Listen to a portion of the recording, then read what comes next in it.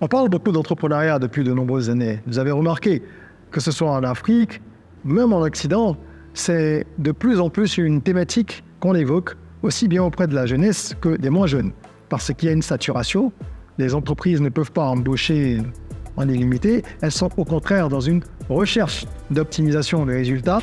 Les États qui ont souvent servi, en tout cas pendant longtemps, on va dire, de réceptacle pour les diplômés, en tout cas au moins en Afrique surtout, eh bien, ils ne peuvent pas embaucher tout le monde, ils embauchent d'ailleurs de moins en moins également. Et la famille sur laquelle certains, surtout les paresseux, se reposaient jusque-là, ben, ne peut pas non plus continuer à être le bon samaritain éternel parce que tout le monde a des difficultés, la vie coûte de plus en plus cher. Donc la bonne fée, famille, État, entreprise, ça ne va pas faire des miracles dans la vie des gens et surtout des Africains. Je dis surtout des Africains parce que ce qui nous intéresse majoritairement, c'est notre continent. Et nous avons un challenge, un gros défi, qui est celui de la démographie qui est en train d'exploser. D'ici 2050, nous serons plus de 2,5 milliards sur le continent, le double de la population actuelle. C'est énorme, c'est une grande opportunité pour ceux qui auront des activités, parce que c'est un gros marché, un grand marché, mais c'est également un challenge pour l'instant, parce que le chômage continue sa montée en flèche. Je veux aujourd'hui évoquer l'entrepreneuriat sous un autre angle, parce qu'on en parle souvent, on donne des idées de business, ce que je fais sur cette chaîne aussi, des conseils dans différentes, on va dire, différentes tranchées, d'accord, de l'entrepreneuriat, mais je veux aujourd'hui parler plutôt des péchés. Nous allons évoquer ensemble 10 péchés capitaux que l'entrepreneur ne doit jamais commettre. Oui, parce que l'entrepreneuriat, même si ce n'est pas une religion, ça répond à des codes, ça répond à un certain nombre de normes. Et au vu des personnes qui ont déjà réalisé de grandes choses, des entrepreneurs qui ont accompli un certain nombre de performances, qui ont des succès, nous pouvons, grâce aux lectures, à nos expériences personnelles, je suis entrepreneur depuis 15 ans, et à un certain nombre de facteurs, dresser une liste de certains péchés capitaux. Ils sont nombreux, aujourd'hui on va en voir 10, en tout cas dans le lot, et accrochez-vous, prenez de quoi noter parce que ça me sera très utile. On en parle tout de suite. Je suis Régis Saizy, entrepreneur multipotentiel, conférencier, formateur et artiste. Je partage avec vous sur cette chaîne du contenu propulsif pour vous aider à rêver, oser et créer. Hello les rocks, j'espère que vous êtes solides. Moi je suis en parfaite forme et je suis plein de gratitude envers l'univers. Bienvenue si vous êtes là pour la première fois. Sur cette chaîne, on parle de business, d'entrepreneuriat, de développement personnel, de mindset, d'éducation financière, bref, de tous ces sujets-là qui, interconnectés, permettent à chacun d'entre nous d'accélérer sa croissance personnelle et professionnelle. Alors, abonnez-vous, activez la cloche de notification et merci de rejoindre la communauté des gens qui rêvent, qui osent, qui créent la communauté rock. Aujourd'hui, je veux parler des 10 péchés capitaux de l'entrepreneur. Et c'est justement pour éviter que les gens ne fassent les mêmes erreurs que leurs prédécesseurs, qu'il est important par exemple d'écrire ce que je fais, qu'il est important de partager à travers des vidéos, des formations, des conférences ce que je fais, et qu'il est important également de former ce que je fais. Former par Internet. Ça, c'est important aussi. Pourquoi? Parce que avec la digitalisation, il y a de nombreuses options et on ne va pas continuer à ne faire que des événements physiques parce que ça restreint l'accès. Et c'est une manière en fait de fermer la porte à des gens qui ont envie d'en apprendre aussi sur l'entrepreneuriat. Voilà pourquoi nous avons mis en place le Business Rocket Camp, qui est un programme d'accompagnement intensif pour entrepreneurs qui va durer 4 semaines. 4 semaines pendant lesquelles nous allons aborder plusieurs domaines d'expertise qui vont du marketing à la productivité, en passant par la fiscalité, le droit, les ressources humaines et bien d'autres domaines. En tout cas, plusieurs domaines que chaque entrepreneur devrait connaître pour pouvoir faire avancer positivement son business. Ces 4 semaines vont se dérouler autour de différentes activités, des webinaires, des masterclass, des séances de coaching individuel aussi. Et vous allez bénéficier de nombreux outils inédits pour pouvoir mettre en pratique ce qui vous sera donc enseigné et appliquer ça à votre business naissant ou votre business qui existe déjà et que vous voulez décoller, que vous voulez développer. Ok? Donc inscrivez-vous si ça vous intéresse, le lien est en description. Attention, les places sont limitées. Donc pour ceux qui veulent participer à ce programme intensif, il faut s'inscrire le plus vite possible. Alors, premier péché capital, la peur de l'échec. Un entrepreneur qui a peur de l'échec, ce n'est pas un entrepreneur parce que par définition, On dit, définition entre guillemets, que l'entrepreneur, c'est une personne qui saute d'une montagne et qui, avant de s'écraser, se débrouille pour fabriquer un avion. Cet exemple un peu extrémiste veut simplement peindre une réalité. L'entrepreneur vit dans le risque permanent. Si vous avez peur de l'échec, vous n'allez pas pouvoir tenir longtemps. Il faut se souvenir que l'échec, c'est une étape. Chaque échec, comme moi j'ai l'habitude de dire, est une marche vers le succès. Parce que si vous ne comprenez pas ça de la sorte, vous allez rapidement abandonner ou changer de projet très souvent. Dès qu'il y aura une difficulté, vous passerez à autre chose. L'entrepreneur prend des risques calculés. Celui qui a peur de l'échec ne comprend pas qu'en fait un entrepreneur c'est quelqu'un qui prend des risques, mais des risques calculés. Malgré les calculs, ça peut foirer, et ça foire assez souvent d'ailleurs, mais ça fait partie du jeu. D'accord? Donc c'est un péché que d'avoir peur de l'échec si on est entrepreneur. Il faut intégrer qu'on va échouer, qu'on va tomber plusieurs fois, mais que dans tous les cas on va réussir. Parce que quand on a compris ça et qu'on n'a plus peur de l'échec, c'est qu'on a accepté le succès. Celui qui craint trop l'échec, il risque d'attirer ce qu'il ne veut pas. Vous savez, nous n'attirons que ce à quoi nous pensons le plus.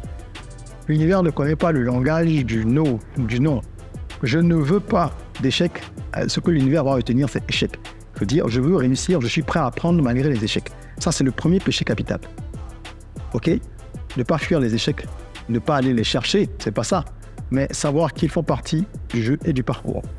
Deuxième péché capital, ne pas avoir de vision claire. Alors ça, c'est quelque chose de très fréquent. Les gens, ils ont des objectifs très flous et ils vous disent, oui, dans 5 ans, je veux déployer mon entreprise dans 3 autres pays, en plus de celui dans lequel je suis actuellement. Je veux réaliser 400 millions de francs CFA de chiffre d'affaires et ça, c'est mon objectif. Ok, quand vous leur demandez comment tu veux faire, vous n'avez pas de réponse. En coaching, je remarque souvent ça.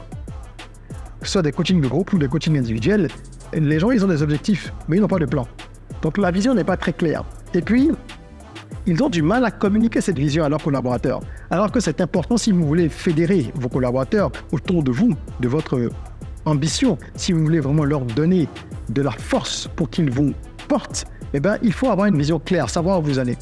C'est lorsque vous mettez sur la table les choses que ça peut fonctionner. Regardez un général, en tout cas un chef de guerre pendant le combat. Il a une carte, il dit on va aller là. Pour aller là, on va passer par ici, on va passer par là, on va éviter tel. C'est ça, avoir un plan. Donc vous devez avoir un plan. Ce sont des choses que les gens ignorent ou qu'ils négligent. Et ça fait partie des éléments qu'on va avoir, par exemple, pendant le bootcamp, le business rocket camp, parce que ça, c'est de la planification stratégique et c'est important de le faire. Troisième péché capital, ignorer les feedbacks clients. Voilà également une erreur trop souvent commise. Et c'est plus qu'une erreur, c'est vraiment un péché. Il y a des personnes qui sont réfractaires à la critique.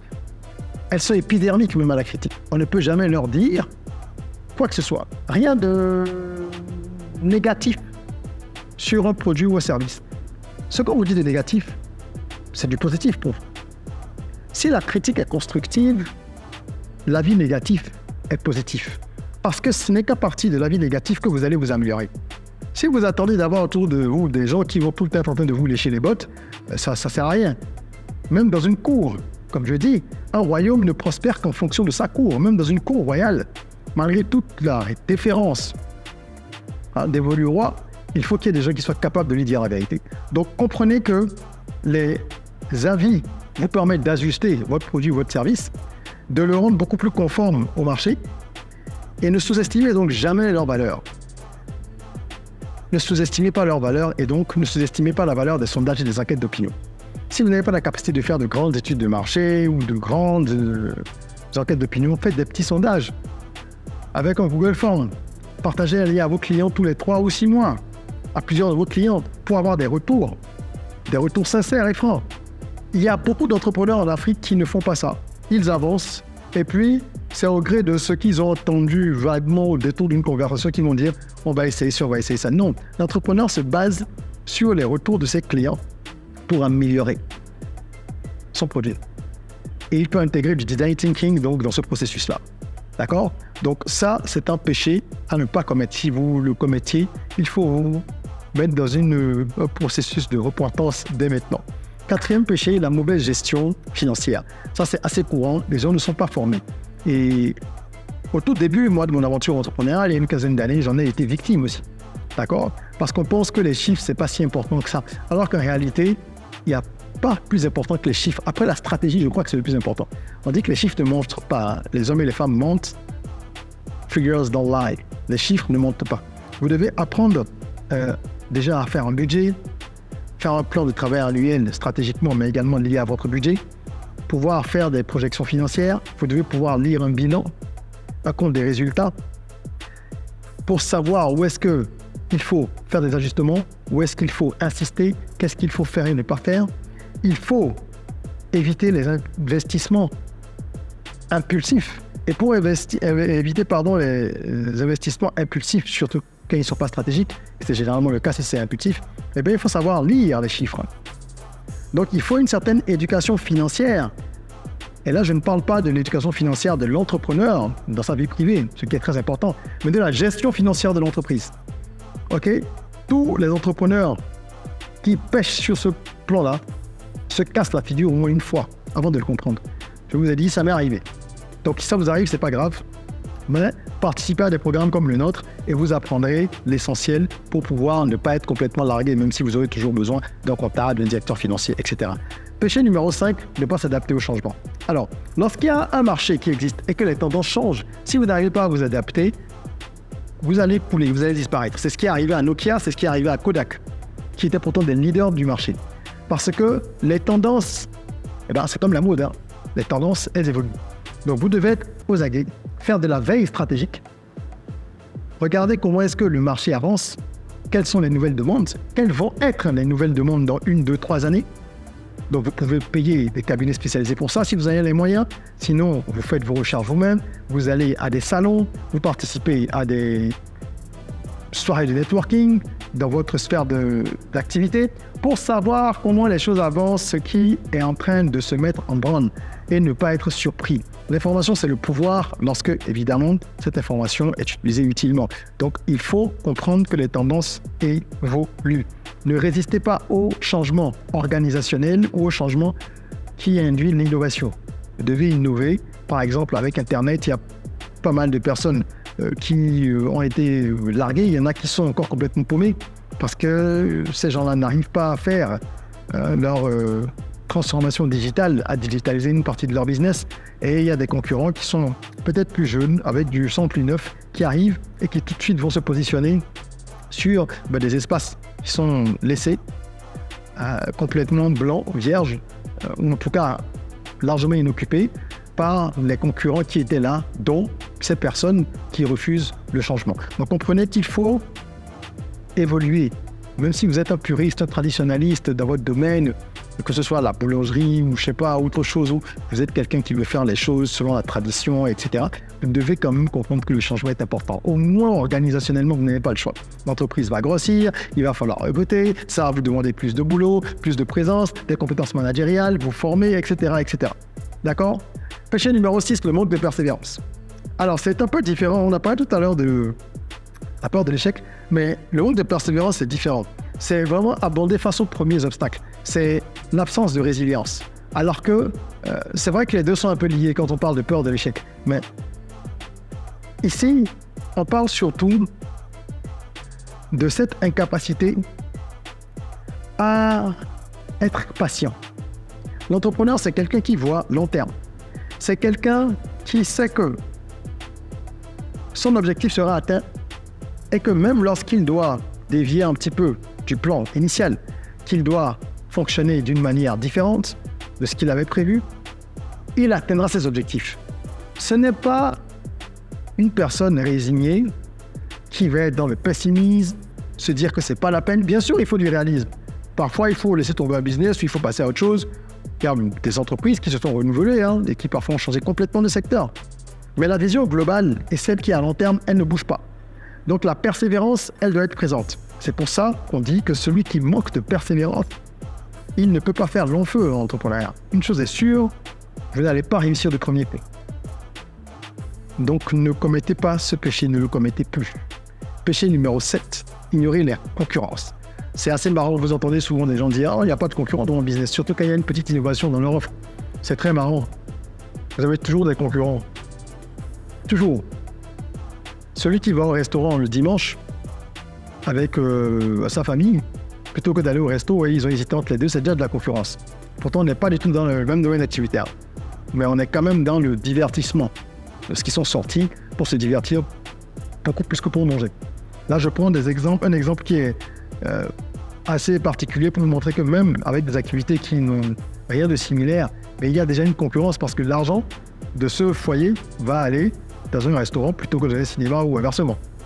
Bon, maintenant, si je prends une activité en elle-même, vous avez des concurrents directs, des concurrents indirects, à tour de bras. Donc, étudiez, reconnaissez qu'il y a des concurrents, comprenez leur importance, ne sous-estimez jamais leur présence ou leur stratégie. Étudiez justement à la faveur d'une étude de marché ou dans le cadre d'un business plan. On va voir tout ça dans notre camp, le bootcamp. Vous devez étudier les forces qui sont à l'œuvre. Que font les concurrents qui sont sur le marché? Ceux qui sont déjà là, que font-ils? Comment ils le font? Pourquoi ils le font? Comment moi je peux me positionner différemment? Et comprenez également que vos concurrents sont vos partenaires. Dans une vidéo récente sur la chaîne, j'expliquais d'ailleurs que il n'y a pas de meilleur allié que les concurrents. C'est pour ça qu'il y a des associations professionnelles où les gens se retrouvent pour parler creuser d'un certain nombre de sujets qui leur sont communs. D'accord? Donc, vos concurrents peuvent devenir vos alliés de plusieurs manières. Vous pouvez aller regarder cette vidéo. De plusieurs manières. Vous pouvez vous servir d'eux pour grimper plus vite. Ok? 8e péché capital de l'entrepreneur, nouer des partenariats néfastes. Là, quand on parle de partenariat, c'est très large. Même un employé qui est un collaborateur interne, c'est un partenaire déjà. Mais sans aller jusque-là, sachez que tout ce qui est partenaire externe a un impact direct sur votre performance. Qu'il s'agisse des prestataires de services, des associés, qui deviennent internes parce que c'est plus externe là. C'est au moment où vous allez les chercher qui sont externes. Mais quand vous êtes ensemble, ce sont des partenaires à l'intérieur. Toutes ces personnes, si elles n'ont pas les mêmes principes, la même éthique, la même vision que vous, même si elles apportent beaucoup à votre entreprise en termes de chiffre d'affaires ou de capital, eh bien, ça va finir par mal se passer. Quand les gens ne regardent pas dans la même direction, ça se passe toujours mal. Et il faut apprendre à choisir ses partenaires. Dans notre programme, le Bootcamp dont j'ai parlé, pour lequel les places sont limitées, il y a une section dans le droit où nous parlons justement de comment s'associer. On parle du pacte associé, de comment est-ce qu'il faut choisir. C'est super important parce que s'il y a trop de mésententes sur les valeurs, sur la stratégie, sur le plan d'action même, eh bien ça va vous ralentir. C'est comme un couple dans lequel l'homme et la femme n'ont plus la même vision, ils ne veulent plus évoluer de la même façon, ils ne vont plus au même endroit. Ça va clasher, ça finit toujours par se solder par une séparation ou un divorce. Ok? Péché numéro 9, négliger le marketing et la vente. Ça aussi c'est fréquent, hein? J'espère que vous n'en faites pas partie. Il y a pas mal d'entrepreneurs qui pensent que quand ils ont une bonne offre, c'est suffisant. Ils ont un super produit, un super service, ils ont une bonne équipe, etc. Oui, mais tu sais vendre, le mec qui dit non, ou la dame lui dit pas vraiment. Mais si tu découvres même le traitement contre le cancer et que tu restes dans ta chambre, tu risques de mourir avec ton intelligence et ta découverte. Parce qu'il est important de pouvoir démêler tout ça. C'est-à-dire montrer au monde ce que vous savez faire. Mettre en avant. Et vendre, c'est un art. C'est pas juste faire 2-3 publications sur les réseaux sociaux. Donc si vous ne savez pas vendre, vous devez apprendre à vendre. N'oubliez pas que c'est important. Ne sous-estimez pas l'indispensabilité de cette compétence-là. Moi, je dis souvent que je suis capable de vendre du sable dans le désert ou de l'eau au poisson. Et je pense que chaque entrepreneur devrait être en mesure de faire ça. Donc, péché à ne pas commettre. Et je terminerai par le 10e péché capital. Il s'agit de perdre la passion. Un entrepreneur qui n'est plus passionné n'a plus la force de mettre l'énergie nécessaire dans le développement de son business. Et là, ça se passe mal. Parce que l'épuisement, ça peut rapidement vous gagner. Il y a aussi le désenchantement, quand on est très déçu par une situation. Peut-être parce que ça ne va plus bien avec l'entourage professionnel, les employés, les associés, etc. Ou parce qu'on a été déçu par le marché, ou qu'un concurrent nous a trop plombé. Dès qu'on commence à perdre la motivation, eh bien, ça mine l'engagement. Donc, il faut faire très, très, très attention. Et pour ça, il faut essayer de vous souvenir de la raison pour laquelle vous êtes lancé. Ça aide beaucoup. Moi, encore aujourd'hui, ça m'arrive quand je suis un peu démotivé, je me dis, écoute, assieds-toi, réfléchis. Pour quelle raison tu t'es lancé? Pourquoi tu as voulu être entrepreneur? Et quand je commence à faire tourner ça dans ma tête, je me rends compte que c'était pour telle chose. Je me dis, ben voilà, tu vois, c'est pour telle bonne raison. Et le but est encore très loin. Donc tu ne vas pas t'arrêter maintenant. Chacun doit avoir des éléments de remotivation, d'automotivation. Et tout ça, ça permet de cimenter, solidifier la discipline, l'autodiscipline, qui elle consiste à faire ce que l'on doit faire, quand il faut le faire, qu'on ait envie ou non de le faire. Voilà, ce sont les 10 péchés capitaux de l'entrepreneur que je voulais partager avec vous. J'espère que vous ne les commettrez plus. Et j'invite tous ceux qui le désirent vraiment à s'inscrire à notre Bootcamp parce que c'est un programme exceptionnel qu'on a mis en place pour vous. Et vous allez le ressentir dans votre business si vous le pilotez déjà ou dans votre futur business, il n'y a rien à faire. Si vous avez aimé cette vidéo, mettez un petit like, abonnez-vous. Partagez la vidéo pour que tout le monde en profite, ne gardez pas les bonnes choses que pour vous. Et maintenant qu'on se retrouve pour une nouvelle vidéo, prenez soin de vous, de votre corps, mais aussi surtout de votre mind. Rêvons, osons, créons, soyons rock.